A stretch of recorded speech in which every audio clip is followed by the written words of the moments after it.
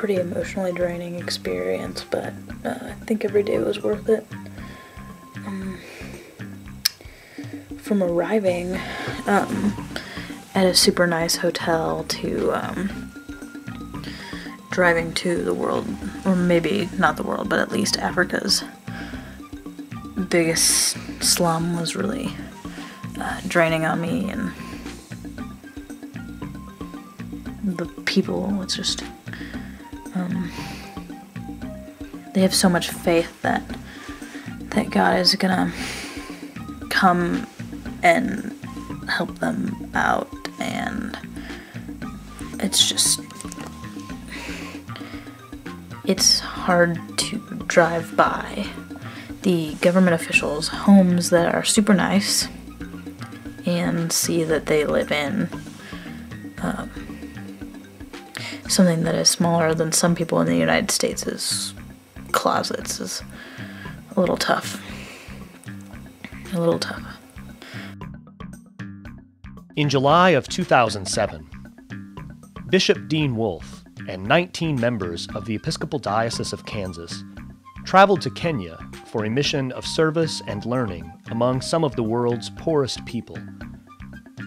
Our mission had three main purposes: to educate ourselves and others about the nature of global poverty, to plant the seeds for long-term projects of relief and development, and to build grassroots friendships with our sisters and brothers who are members of the Anglican Church of Kenya.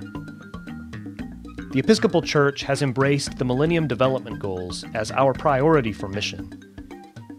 We can foresee that these projects in Kenya will lead to ongoing opportunities for Episcopalians in Kansas to engage God's mission of compassion, justice, and reconciliation in the world. Our experience in Kenya took us into three main areas. Kibera, a section of Nairobi, is the largest urban slum in sub-Saharan Africa. Here, nearly 1 million people live on about 500 acres. There are no permanent structures, no civil or sanitation services, no running water, and most of the residents live on less than $1 a day. While in Kibera, we visited and prayed in several homes. We also learned of the efforts of St. Jerome's Church to create after-school and adult literacy programs. On Sunday, our team divided into groups that attended services at several churches in the slum. Our clergy, Bishop Dean Wolfe, Father Craig Loya, and deacons Steve Segebrecht and Zane Weilman, led worship in the three Anglican churches. We also spent time in Mai Mahiu, a town of about 30,000 people, where 70% of the population is living with HIV or AIDS. The medical professionals on our team led a free health clinic for residents, most of whom cannot afford or do not have access to quality health care. We painted a boys' dormitory at the Mai Mahiu Children's Home, an orphanage for children whose parents have died of AIDS. We went to another home, and that is a woman who's HIV positive and has been very ill and underwent a spiritual transformation and has become a very faithful Christian.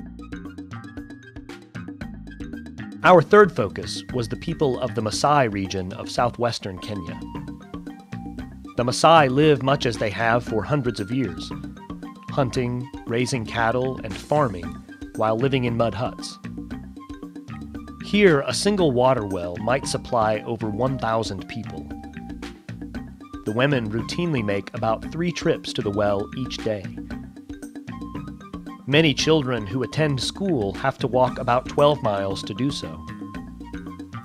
We participated in a medical clinic and gathered information about their needs for long-term assistance. 7 college students who are active in our campus ministries were members of our mission team. Their model of service and outreach is a key example of the college ministries we are building in the diocese. These students have established the groundwork for developing future training opportunities for student ministries. By serving among the world's poorest people, these student leaders will be influenced and motivated for future ministries of compassion, justice, and outreach back here in Kansas or wherever God might call them. For all of us, this experience will continue to influence how we respond to and participate in God's ongoing work in the world.